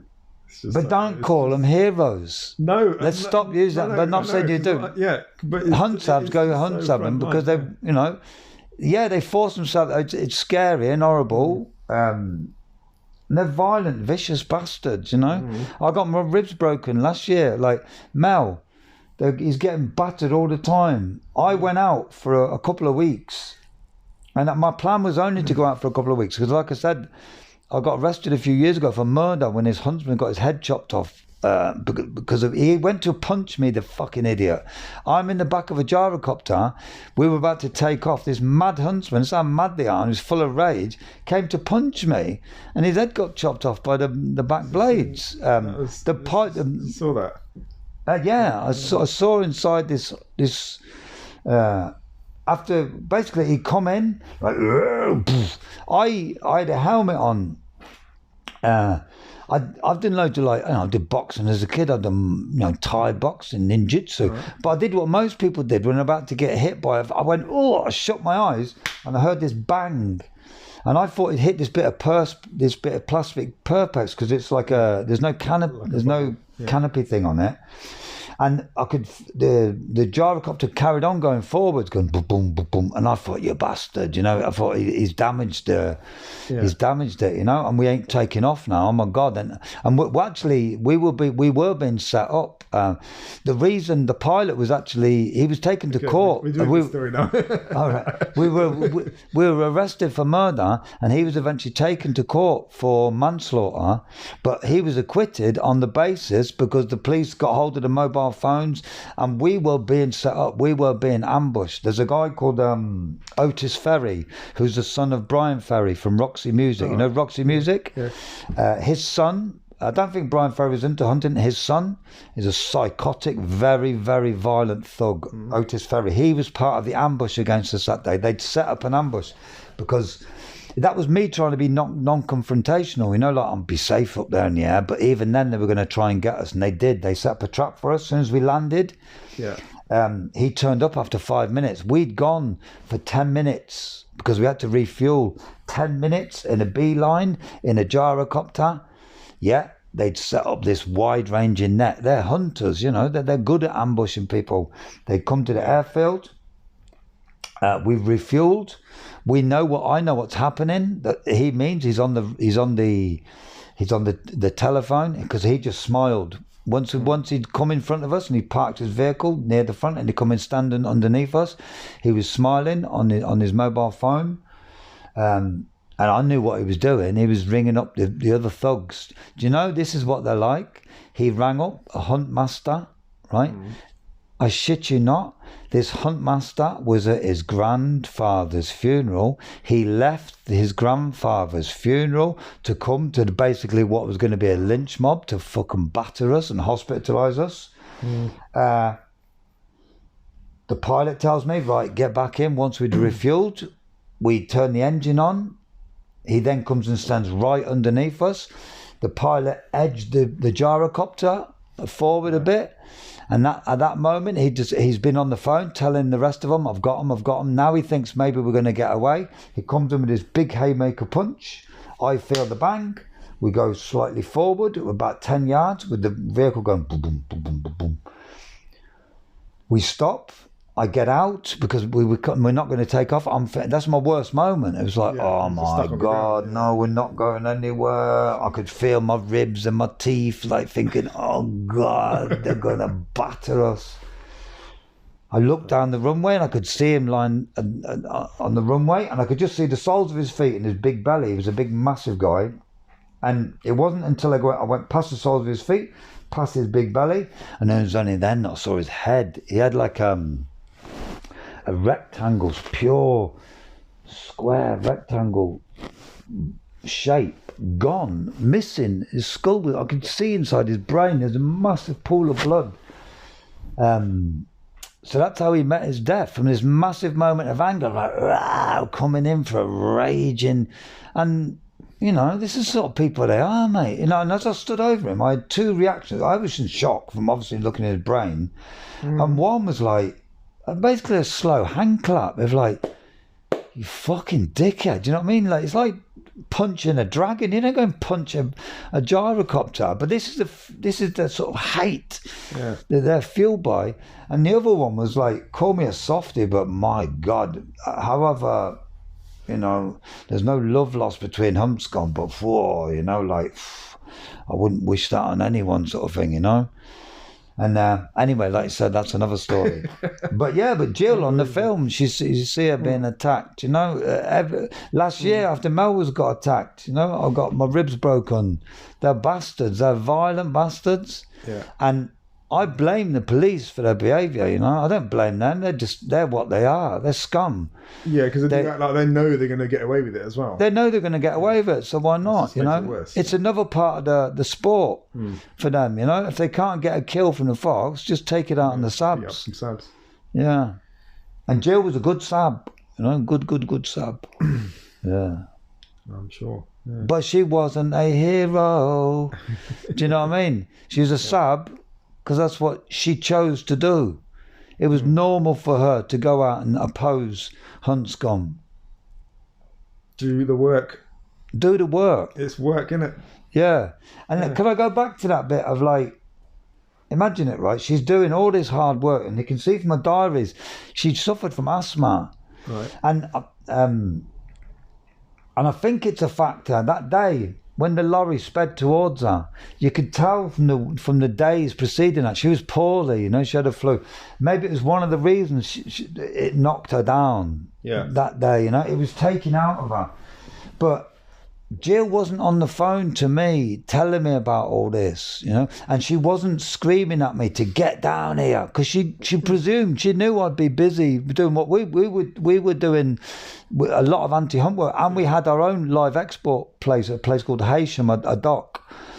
But she wasn't screaming out for this syndrome that I think I myself have fallen victim to, this happy clappy, let's all rub each other on the backs. It's a human condition, but it's taken over, you know. Let's just get back to doing the work. Get back to doing the work for the work's sake, rather than, we're doing it now, in a way, aren't we? We're doing a thing where, listen to the stories. But you've invited me, and it's a role I've always played. So I've had, before social media, I had some training at this thing where I'd get the attention by talking about these stories. Someone's got to do it. But this is one of the things we do. Like, it's not just like, it's not like making videos or doing an interview is the only thing you do. So I know the work that you do. You do. Everybody does a lot of different things, and you know. So, and everything, like, again, everything has its place. So if a video is going to inspire some people to get involved, then that's great. And this is like, because you don't normally do stuff on camera, do you? No. So I'm gonna. And I haven't got a social media. I'm gagging to do something horrendous, which is to go like that too. Because I know, say in terms of, oh no, I better not say that actually, because what should we say? Well, we can't cut it. It's not live. It's all right. No, I was going to say I'm aware. Yeah. But I'm doing now something that I'm just saying is dreadful. So maybe I shouldn't. But basically, I was going to say I'm aware of the amount of background work that you do that doesn't get. Oh, you're so great for doing this work. There's a lot of work. Yeah. Can you cope? Hopefully, you will put this out. But it's a bit of a paradox going here because I'm happy clapping you for the amount of work that you do in the background, and that's not the reason you do it. But I'm doing it. But is it me that's doing it because of like I'm doing the happy clapping thing? Because I know you don't give a fuck about it. So I hope you put this in as a cringe moment for me because I'm doing the happy clappy thing. Well, okay, yeah. Well, people can make what they make of it. But your ego will probably you'll battle whether to put this bit in. Yeah. But I'm. So here we are doing. It's interesting that that's come up. I felt, and once I realised, oh yeah, this is. I was running away there thinking we're chatting, but we are being felt, and you are going to put it on your thing. Okay, so I run a vegan business and I look after a lot of animals. Like, what more could we have time? What more could I have time to do? That takes up a lot of my time. But yeah. But yeah, we do what we can, but you just get stuck in and do it. I don't do social media either. I haven't got a social media profile. I never have. You haven't? No, I've never done social media. That's rare. You're rare, isn't it? Even though I've worked in computers and worked on the internet and that sort of thing for a long time, but I've never done social media. Do you realise how lucky you are? I do, because I see it all the time, how lucky I am. I see people... Because you don't read about them, what he said and she said and he said about her and they said this. It's like... Jesus. I spend a lot of time listening to other people do that thing or talk about what's kicking off on social media. But it's just like, really, like nothing's happening here. Like nothing's happening. You know, it'd be 2 hours, 4 hours, and like this is nothing's happening. This 4 hours right off. Totally. Well, look, since you are in common now, let's go on to. And my thing isn't a run. My thing isn't anti-social media because it's now the tool of the tools, and it's what we do to get the word out. Yeah. It's to be careful. I know I have to be personally careful, and because say with Camp Beagle, because I was doing so much work, correct work through doing the live stream. Yeah. Be careful because you get a lot more than just the live streams. I know what you. But you get sucked into the bastard thing, you know, and. You're a rare phenomena. You're someone that does background work. You are involved in a project here, the vegan base retreat. Was it the base vegan retreat? Base vegan retreat. That's all right. And somehow you've managed to avoid. But you know, you're like what they call that sort of rocking horse shit. Sort of, you're a rare phenomenon sort of thing, isn't it? Most people who would do this end up by the nature having this fucking social media thing. So you've done well. I thought if I ever did have a social media, like one of my channel or platform or whatever, I would be telling people to get off social media. That would be my social media thing. That is the only thing I have to say is to stop, like, you know, listening to talking head. But what about listening to some of it? What about some? But then we're going to go back. We can't reverse history. And I'm aware, like with Camp Beagle, the amount we used to have a policy there of like, look, let's put stuff out in social media, but let's not bring back in the arguments that people have on social media. Oh my God, he said this and she said that. So we can't undo it. But I'm talking about human interaction. You know, let's have more human get-togethers. You know, when we want to work out policies, let's do it not on Zoom even. You know, working face to face is still really very different from working or collaborating online. There's still nothing like it. So let's start. It might hopefully it sends a chill up my spine for a lot of people because. When's the last time I went to a meeting with people in a room and we actually had an argument? You know, people don't like my style of stuff. When I find it very unpopular amongst the sort of new generation of like bollocks, bullshit, fuck you, you know, like not fuck you, but like, nah, fuck, you know, no, like, and they find that as aggressive or something, but you know, because people have learned, like, so it was one of the bastard algorithms of social media. You either totally agree with someone and you're likey, or you end up doing all the, nah, you bastard. You either, yeah. And what sort of a world is that we live in? You know what I mean?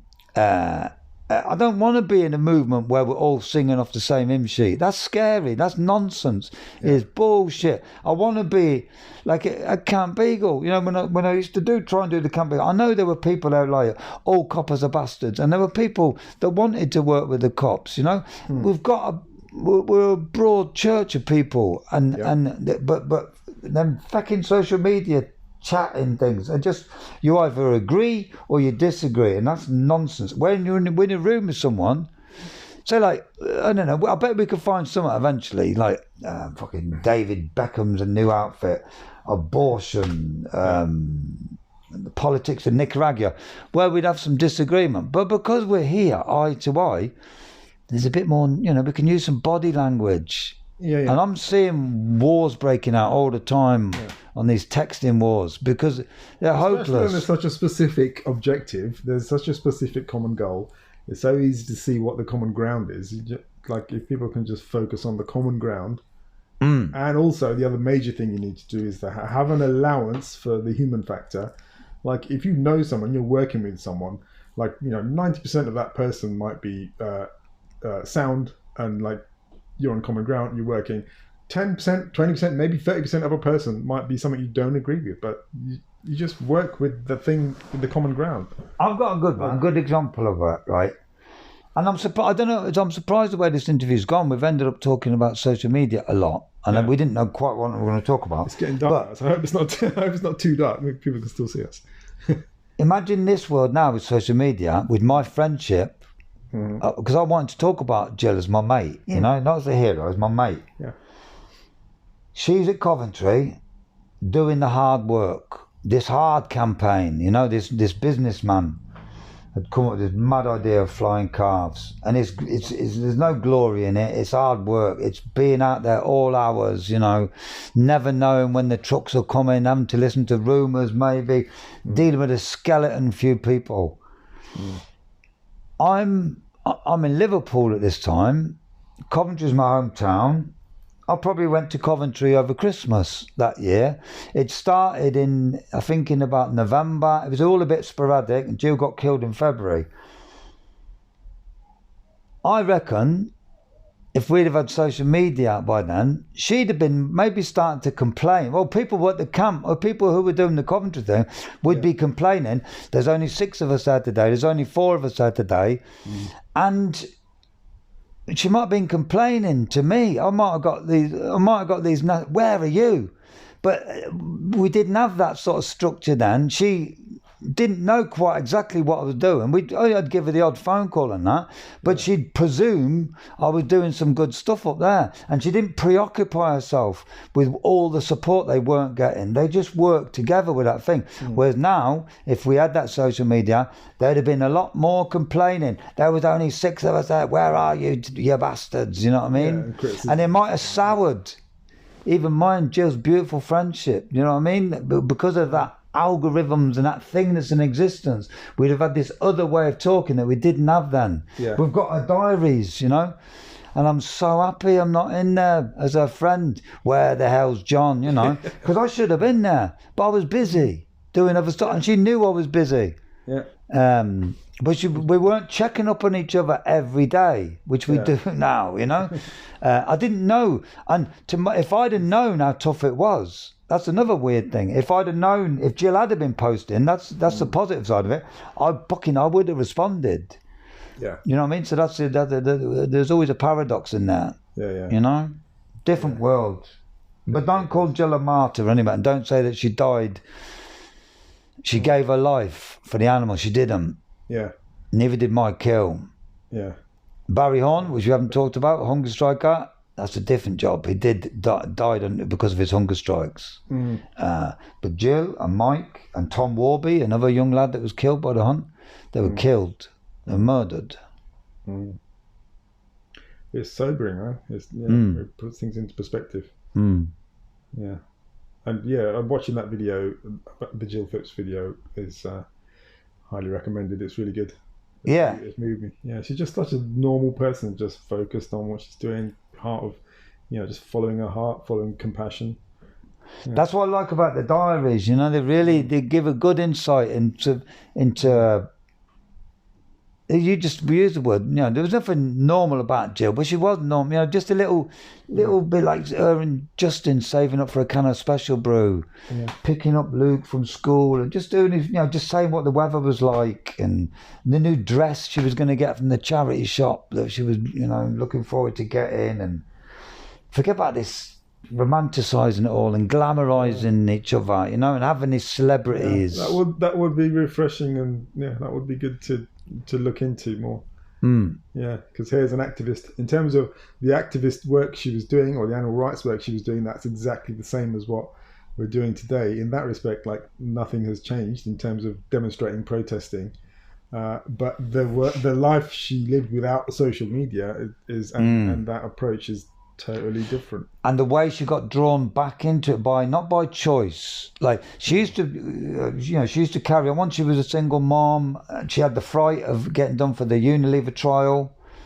But I think she didn't have Luke when the trial happened, but by the time the trial came, she was a single mom, so the judge didn't send her to prison, thank God. And that frightened her. So, but she still used to do stalls and stuff like that, but the sort of the frontline stuff she didn't do. But she didn't choose to go back to that front line. It landed on her doorstep, and there was only a few people doing it. Like a mum, Nancy, and her sister Leslie were key parts of the group. And she was a mum herself, and she couldn't. She there's times in your life. Like Camp Beagle has sucked in a load of people that have never been involved in activism before. And they haven't, it's not like they've chose to partake in it. They've got sucked into it because it's like, it's so extreme, and it's so like, I can't stand here. Like Polly, like the one who started it, I can't leave here. I can't. Something just happens, doesn't it? Sometimes in life. Yeah, you don't decide to go into these things. And I suppose you would, really, would you? Today I'm going to choose to be compassionate. No, like today I'm choosing to do something really crazy. No, like things happen and they come in cycles and all the rest of it. And that's what happened to Jill. Something handed literally on her doorstep that she had to get involved with, and it ended tragically, I hope you got enough in the interview for that. Yeah. Are we done? There's loads there, isn't there? How much is that? Too much? We'll do another one if there's more. Oh, yeah. Yeah, no, well, that's been good. Yeah? It's been good. I've never done it like this before, so we'll see. A bit ranty, a bit la la la. Yeah. Should we do a little... There's no point doing a little sign-off thing, is there?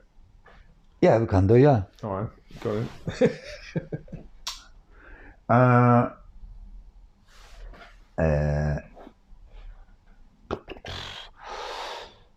So, I've enjoyed it.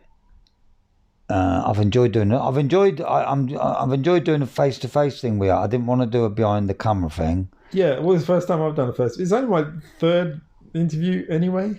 This is fourth interview that I've done with an activist, and first time I've done it in front of this side of the camera. But I'm glad. Yeah, I'm glad. I've done it. Well, this is only apart from I did loads of stuff to do with Camp Beagle, but I'm a storyteller, but I don't get the opportunity. You've asked me to do this, and I've got loads of stories to tell. And I used to travel the world, literally, before social media. I used to tour this country giving talks, but since social media, again, no one wants to listen to people actually in the room, and I've enjoyed having a face-to-face thing with you, and it doesn't feel like it's a social media or a YouTube thing. And if anyone wants me to go to the town or do another thing like this, but I like a face-to-face thing, I've got loads more stories, and I'm gagging to tell them, Yeah, you're a storyteller and you're a talker. That's inspiring. You have a role there. It's important. You know, a lot of people connect with that. I've connected with you. It's just inspiring to see the passion. It mobilizes people. It has a tangible effect. What you do. Yeah. And today, being February the 1st, year's anniversary, it feels, for me, I feel like I've sort of ticked the box of my kind of activism, something I do. I've come here and I've told some stories. Yeah. And I wanted, I'd like to bring this back into the fold of not, I don't want to be, people keep telling me to write a book and I can't represent what I've done here. I can't represent in a little post, in a little soundbite with 4 sentences, you know. So any chance I get, if people want me to come to the town and do a talk, or come to your local animal rights group if you've got one, that's what I'd love. That's what I'd love to do. Anyway, I've got a policy. Like when you asked me to come and do a little talk, I always say yes. You know, if anyone invites me to do a talk, I say yes. Never say no. Never say no. Doesn't matter who it is. It's asking. This is neo-Nazi. Yeah, I've got. I've got. If the Tory party, if they want me to fucking, never say no. Anyone who wants me to give a talk, and I've got a whole raft of stories.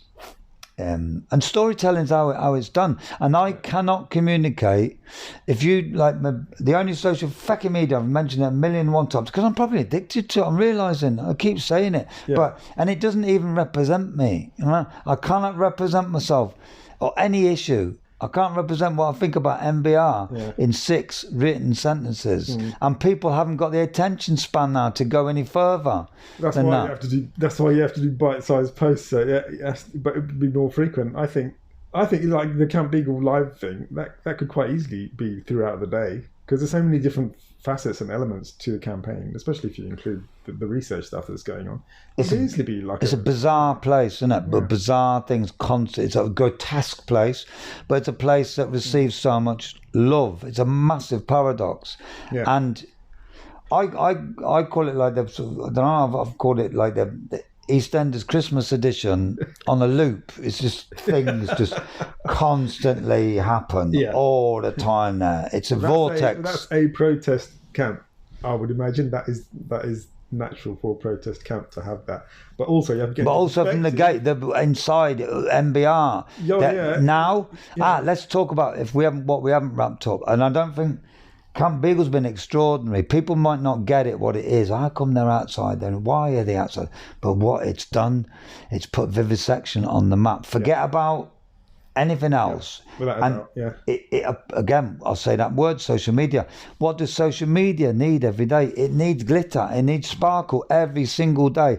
I'm fully aware that all my so-called followers and that, the minute you don't, if you go without posting something for 2-3 days, you die. It's like you don't exist. Camp Beagle's there every day. It's there 24/7. So it got attention. What's that? It's intriguing. There's people outside there in camper vans and tents. And it's not. Now the important thing, it isn't Camp Beagle as such, it's all the spin-offs from it. It's put vivisection back on the agenda. We haven't even talked about this in all this rambling. When I met Jill, I said I went to an anti-vivisection meeting, right?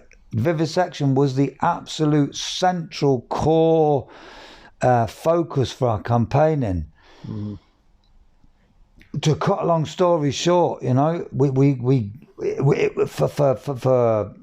15-20 years, vivisection was the key element. Why is that, do you tell yourself? Because if you compare it, say, the meat industry, if you're just interested in numbers, like we kill like 500 million chickens in the UK every year.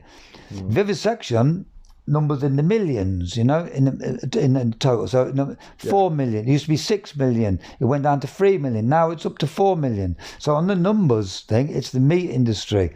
But Gandhi called vivisection the blackest of all crimes. It's just so disturbing. It's disturbing. So it's wrapped in secrecy because the public can't handle that level of disturbing stuff.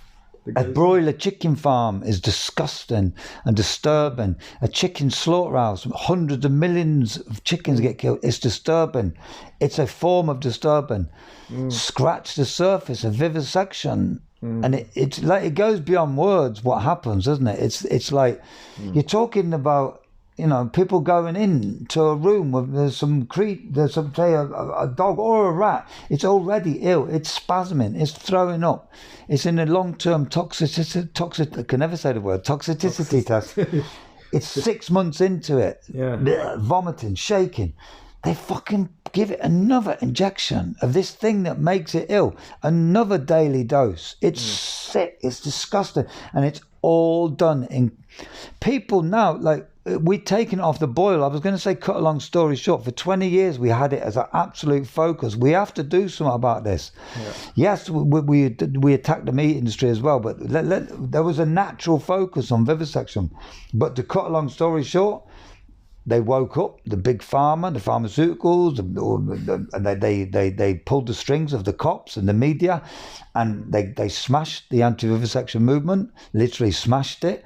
They massive prison sentences, and just all these media reports of, you know, this sensational negative media. They crushed it, you know, and it went off the boil, you know, from the early 2000s. And then, thankfully, we had the vegan movement. You know, the vegan thing took off, and it has taken off. Yeah. When Camp Beagle was set up, people were so shocked when they'd see oh my God, I thought that had been banned. I thought animal experiments are not happening. That's what you always hear. I didn't know it was still going on. But before anyone gets too upset, because all the trolls will be going, Camp Beagle. Camp Beagle didn't come out of a vacuum. Camp Beagle became because people had begun, only a few individuals had started to campaign. Free the MBR Beagles had started to have small protests. But there were small protests. Camp Beagle captured the imagination.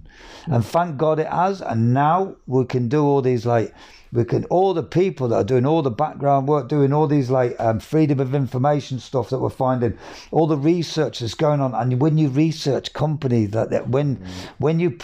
when you put it under the spotlight, companies like MBR, it's filthy. It's dirty fingers in dirty pies, and we're going to give them the worst year they've ever had. You know what I mean? Because it's not about the people in the camper vans as such. That's a fantastic element of it.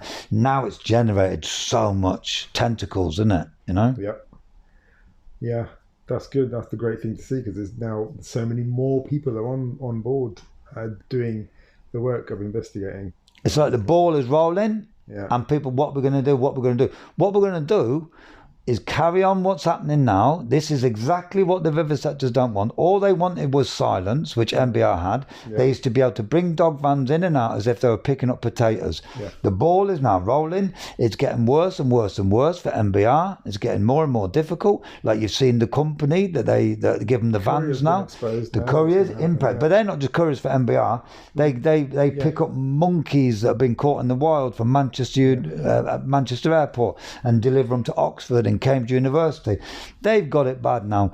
We're starting to get all the universities that do vivisection. They're all getting. Charles River is starting to get vivisection. It's in the spotlight, which is where they don't want it. The way we're going to be successful is just carry on this work now and don't give up. They smashed us before. They brought the heavy weights down on us, like the media turned against us and the police, and they crushed us. This time round, it's campaign led, it's protest led. They can't smash us by criminalising us, because what we're doing ain't criminal.